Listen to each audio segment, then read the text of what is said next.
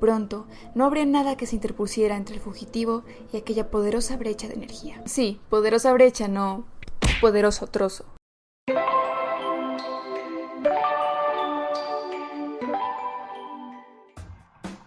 Hola gente linda de YouTube, bienvenidos sean nuevamente a este canal y qué feliz me siento de poder decir esas palabras nuevamente. Y todo gracias a que, pues, como les comenté por Twitter, estaba presentando unos exámenes que son requisitos para graduarme en mi carrera de Derecho y pues ya están aprobados, chicos, así que habemos grado y además tenemos tiempo disponible para hacer esto que tanto me gusta a mí, pues para compartírselo con ustedes obviamente.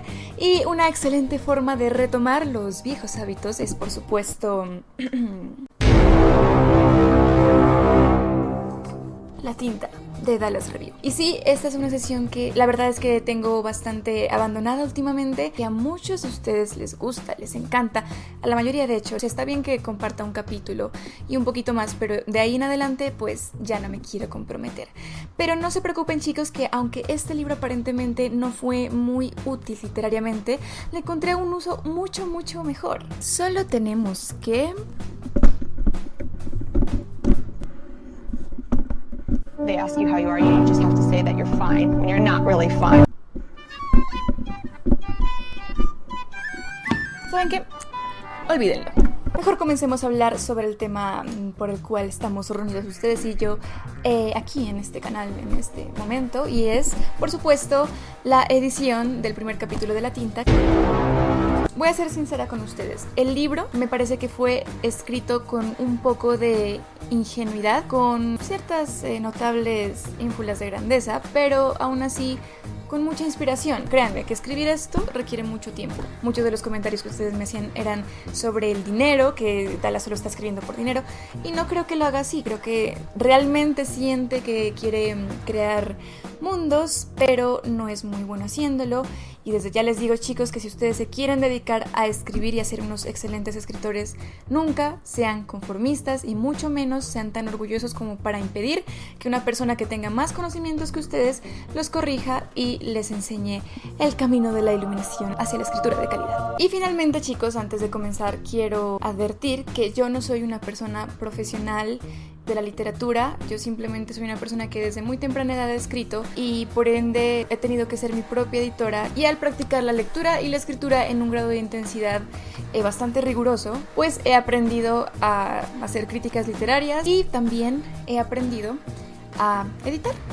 ¿Están preparados para ver cómo quedaría un buen capítulo de La Tinta? Si el primero hubiera comenzado con el pie derecho, ¿cómo habría quedado? Yo me quedé con esa curiosidad. Sin más preámbulos, mis chicos, ahora sí pónganse cómodos porque vamos a leer la edición de La Tinta. ¿Cómo hubiera sido La Tinta si hubiera estado escrito de una forma, digamos que un poco menos incorrecta? Por supuesto no podría ser una lectura tan fluida como me gustaría porque quiero ir haciendo comentarios y explicándoles por qué hice ciertas cosas. Comenten ustedes si les parece una buena decisión o si algunas decisiones no han sido tan acertadas, ¿ok? Les pondré en pantalla mi parte editada y la de Dallas para que ustedes vayan comparando y sacando sus propias conjeturas. El sonido de sus pasos se confundía entre el rugido de la tormenta. Las rápidas pisadas distorsionaban el reflejo de los relámpagos en el agua que se aglomeraba rápidamente a sus pies. El cabello empapado le cubría el rostro, mezclándose entre las manchas negras que moteaban su pálida piel y parecían brotar de cada uno de sus poros.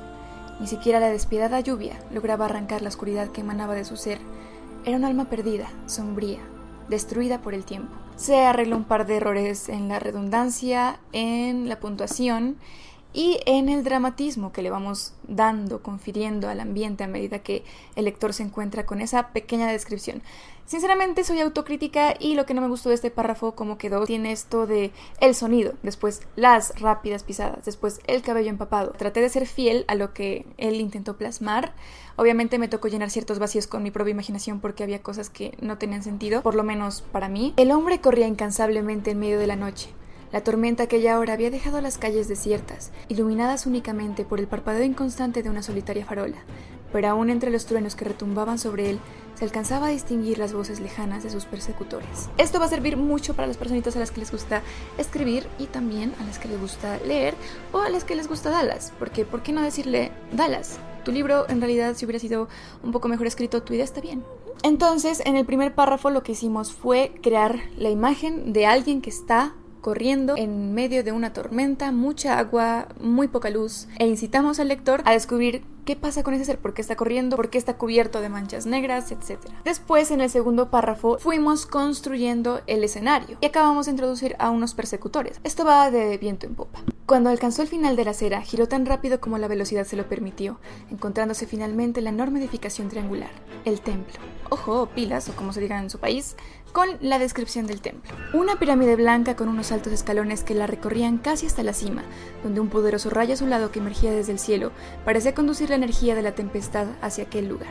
Sin redundancias, directo al grano. Eso es diferente a decir lo que decía el que no tenía una forma arquitectónica, que parecía un lugar religioso, pero más bien no, pero ahora es una pirámide y las pirámides son religiosas, pero quiero decir que no se parece a una iglesia y me confundí en el intento.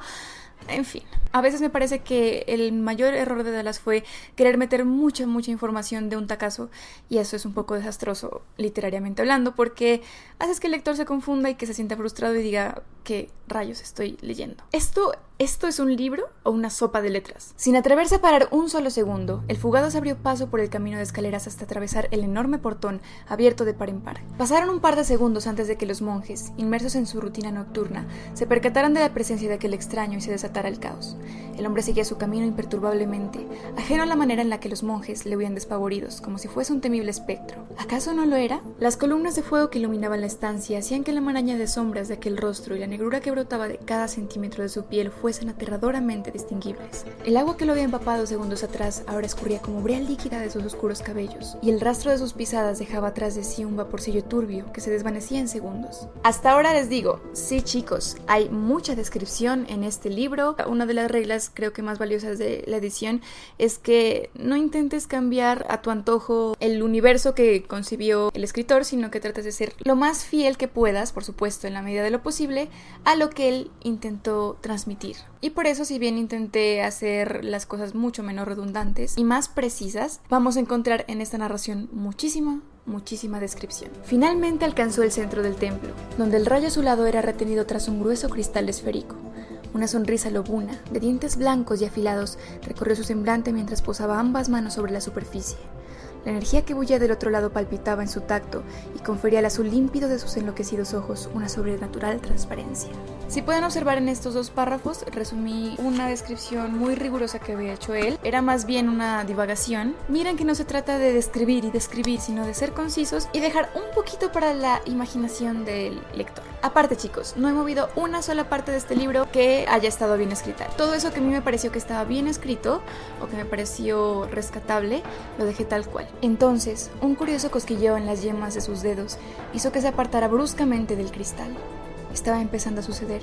Su torturada alma parecía escaparse entre el humo que comenzaba a emerger casi imperceptiblemente de las palmas de sus manos y de todo su ser. Había llegado el momento. Les dejo a los lectores con esa pregunta de ¿había llegado el momento de qué? Y hago una pausa aquí y les explico. Sí chicos, eso no está en ninguna parte del libro. Pero ¿qué pasa? Hasta ahora teníamos un compilado de mucha descripción con muy pocos sucesos de mayor trascendencia. Por eso hice esta interacción del personaje, porque eso me parece muy importante al escribir, hacer que el personaje interactúe con su ambiente, con los escenarios que estamos pintándole. Así que en este caso, él se acerca al rayo, pone las manos, hace esa sonrisa malvada y de repente se aparta porque algo hace que mientras él esté en ese templo comience a aparentemente desmaterializarse y por lo tanto tiene cierto afán de ejecutar su plan lo más pronto posible. Extrajo afanosamente un pequeño libro azabache de uno de los bolsillos de su chaqueta. Con experimentada práctica buscó entre sus páginas hasta que dio con lo que buscaba, una pluma alargada y suave, tan blanca que parecía refulgir en contraste con las páginas del libro. Se llevó el instrumento a los labios y pasó la lengua por la punta antes de comenzar a escribir sobre el tétrico papel. Fue exasperante no encontrar suficientes sinónimos para la cantidad de momentos en los que tenemos que aclarar que las cosas son negras, porque hay muchas cosas negras en este capítulo. Se llevó el instrumento a los labios y pasó la lengua por la punta antes de comenzar a escribir sobre el tétrico papel, dejando que la magia se apoderara de cada línea. Las letras comenzaron a brotar blancas y resplandecientes, tan rebosantes de energía que incluso las ennegrecidas gotas que se desprendían del hombre se desvanecían ante su contacto. Y sí, chicos, hay algo más que omití en esta parte de la edición y fue esto. Empezó a susurrar cosas sin sentido, incomprensibles. En los libros, cada palabra tiene una misión en específico. Cada acto, cada hecho, cada interacción de los personajes, todo porque si dejamos cosas al azar es simplemente cabos sueltos que no dan ningún lugar y aparte de bajar calidad nos hacen ver como novatos. A diferencia de cosas que si ponemos en un principio y aparentemente no tienen ninguna importancia, pero después en otro capítulo comienzan a cobrarla, J.K. Rowling, la autora de Harry Potter, hizo que todo y cada una de las cosas encajara como si fuesen piezas de rompecabezas. Es genial. Siguió escribiendo rápidamente, sin vacilar en su trazo, hasta que el templo vibró desde sus cimientos, haciéndolo tambalear. Al levantar la mirada encontró que el rayo se había dividido en dos corrientes, entre las cuales comenzaba a dilucidarse una suerte de portal oscuro.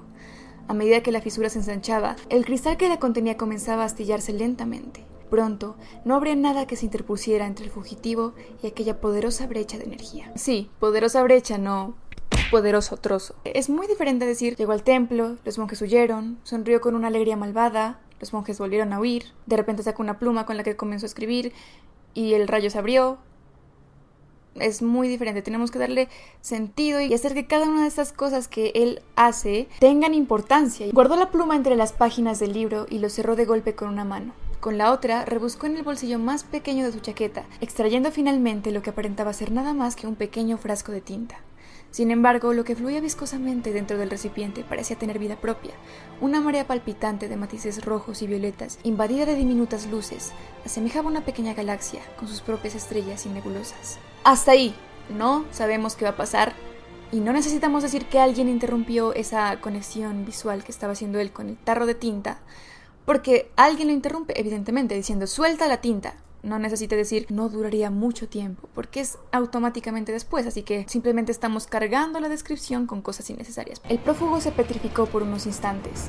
Mientras la ira bullía en su interior, dejó que sus ojos se dirigieran perezosamente hacia la voz masculina. Un grupo de personas, ataviados como agentes de autoridad y provisto con armas de diversos calibres, irrumpían en el templo, caminando sin prisa hacia él. Como si no tuviera escapatoria, pensó.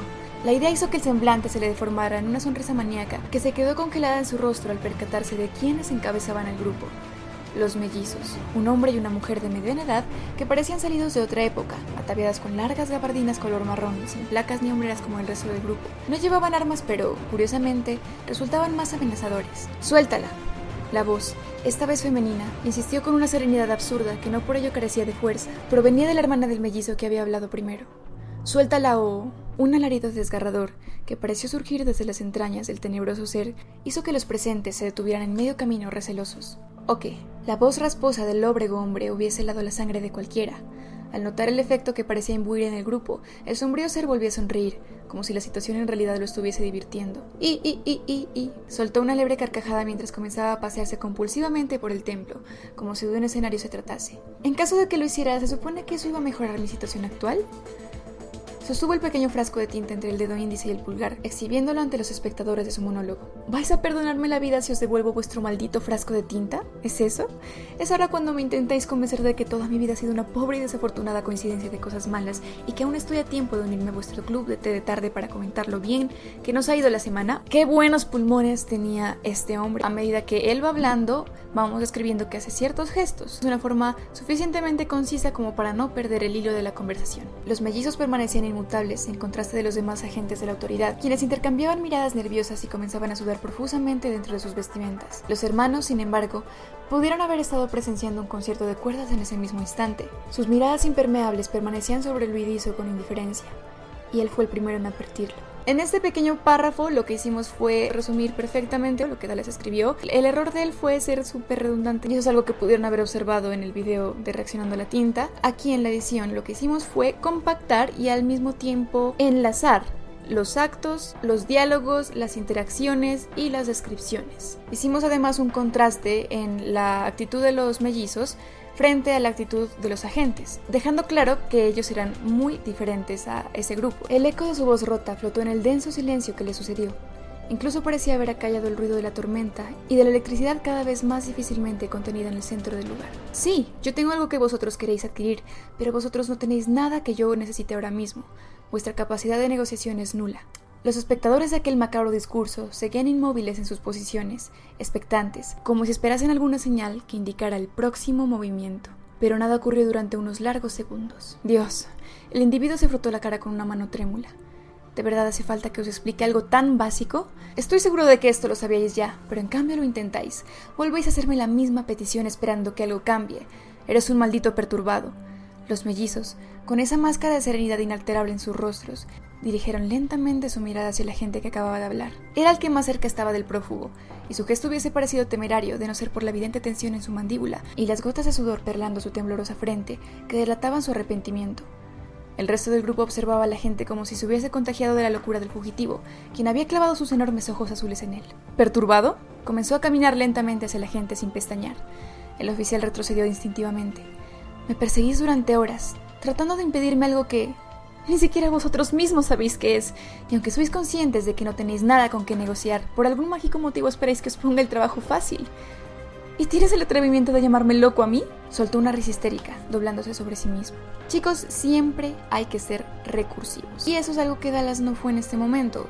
Se saturó de mucha información que prácticamente la despilfarró en varias hojas. En ese momento el lector está retenido por el mismo diálogo y la misma situación tensionante del conflicto que hay entre el fugitivo y los agentes, en concreto ese agente que se le ocurrió hablar y llamarlo perturbado. Como queremos meterle cierta chispita ahí de alguien que quiere hacer algo para impedir lo inevitable, que es esta chica tiradora, pues este es el momento perfecto para introducirla. Vamos a aprovechar el momento de risa histérica del fugitivo y lo haremos en un solo párrafo de la siguiente forma.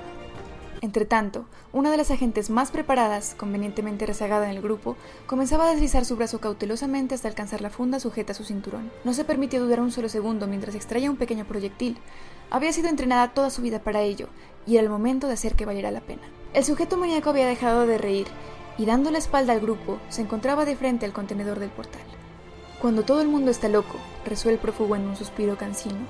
Ser cuerdo es una locura. Entonces, ¿qué hacemos? Coger ideas que están pululando a nuestro alrededor y ordenarlas de manera que cada una de ellas quede conectada. Ven que no dejé a un lado esa frase que por supuesto él la puso aquí como si fuera de su autoría y no es así.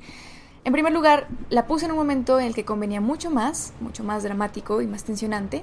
En segundo lugar, puse rezó, es decir, repitió, porque la frase evidentemente no es de él, ni tampoco de Dallas, y ese es nuestro detonante. Me encanta cuando podemos poner un diálogo que sea el detonante de algo mucho más interesante que pase a continuación, como en este caso. Con un movimiento increíblemente rápido y preciso, la gente levantó el delgado arpón y apuntó a la cabeza del turbio ser, a pocos metros de su posición. Fue como si el tiempo se hubiese congelado en ese preciso instante. El proyectil mágico expandiéndose en el aire hasta transformarse en una afilada lanza dorada. La distancia que la aguda flecha cortaba con asombrosa precisión. El libro negro del fugitivo abierto sobre la palma de su mano y la pluma que acudía magnéticamente a los dedos que sostenían la tinta. El trazo fue limpio y veloz, una raya blanca y resplandeciente a lo largo de 2 páginas.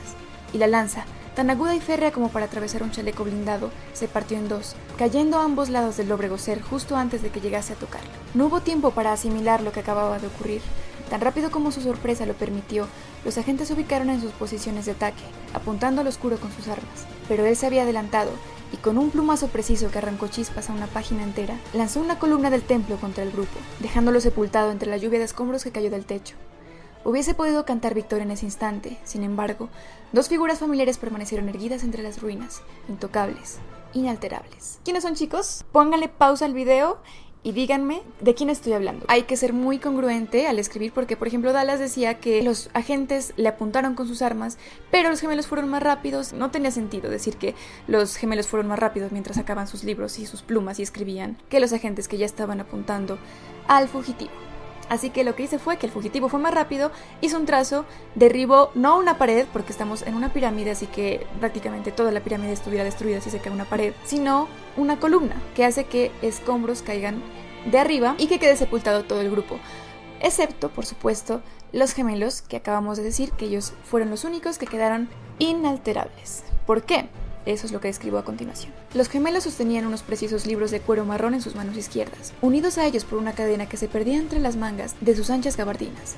Cada línea que plasmaban sobre el papel con sus plumas los protegía de la avalancha de escombros. ¿A qué tiene sentido? Mucho más sentido que decir que se fueron corriendo, que aunque estaban ahí junto al grupo y que de hecho estaban más próximos al fugitivo, alcanzaron a correr y los demás no. Y además que entre tanto sacaban sus libros y sus plumas y comenzaban a escribir.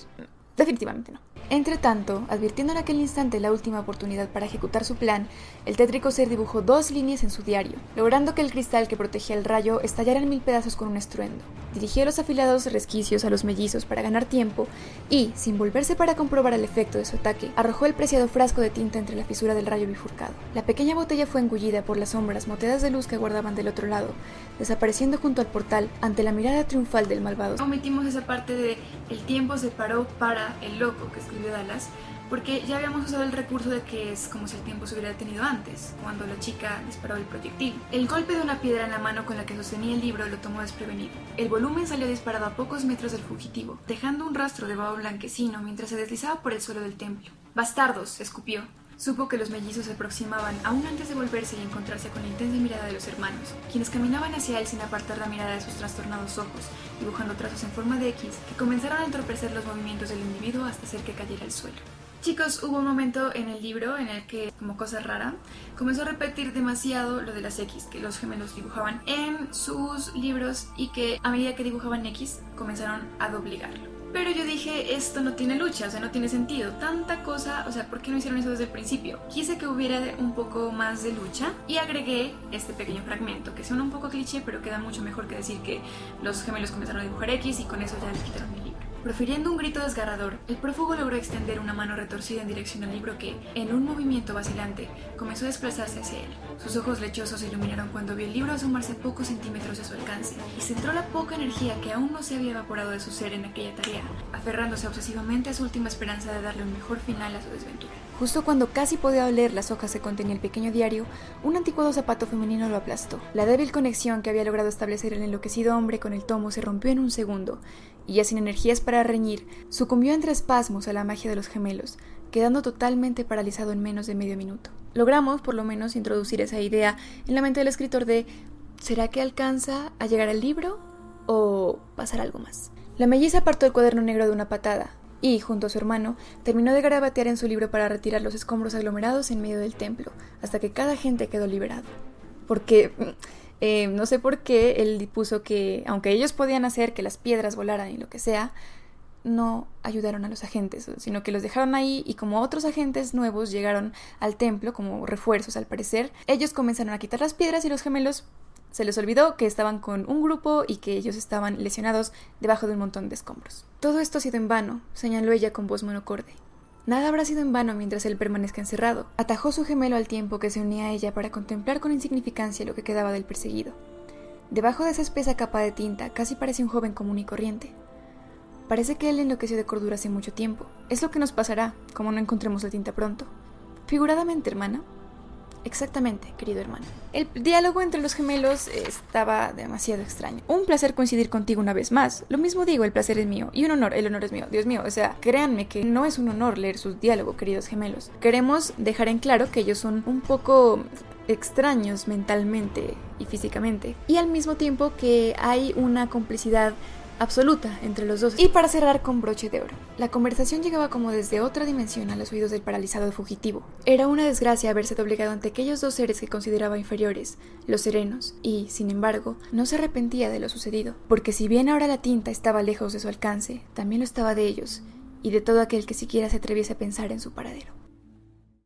Y así, chicos, cerramos con broche de oro esta edición, pequeña edición, del primer capítulo de La Tinta. Pues hay muchas cosas que cambiaría si fuese mi trabajo, pues de hecho, si fuese mi libro. Por ejemplo, ponerle un nombre a algún personaje, que es muy molesto eso de el hombre, el ser oscuro, el individuo, el fugitivo, y buscando sinónimos a cada nada porque nos quedaba horrible si solo ponemos el fugitivo y ya como si fuese su nombre. Yo creo que hay una razón por la que no dijo el nombre, porque puede ser uno de los personajes que lentamente se va a transformar en el enemigo, pero pues no quiere el que todavía se sepa quién es, y eso me parece muy bien. Pero chicos, ¿y los demás? ¿Los gemelos no tienen un nombre? ¿Solo son los gemelos o los mellizos a secas? Nadie tuvo un nombre aquí, no tenemos ni la más remota idea de quiénes son, de dónde salieron, y hay preguntas que quedan en la mente del lector que está bien dejarlas ahí, pero hay otras que no son necesarias y generan una confusión irracional. Chicos, díganme si les gustó esta edición, si aprendieron, díganme si hubo algún error por allí o pues varios que ustedes quieran resaltarme para aprender. Si les gustó esto, no se olviden, chicos, de dejarme sus manitas arriba y de suscribirse a este bello canal, porque en este mes voy a estar subiendo videos constantemente, ya que tengo mucho tiempo para ello. Espero que hayan disfrutado de este video, que sobre todo hayan aprendido, que les haya aportado alguna cosita o que haya dejado algo en sus mentes. Me despido de ustedes con un gran abrazo, muchos besos para todos ustedes y nos vemos ustedes y yo en la próxima sesión de Arkids Books. Adiós. Adiós. Sin embargo, el error máximo. Me pongo a grabar, chicos, y eso es que es inevitable que comience a sonar el pito, una alarma, cualquier cosa. Esperemos, chicos.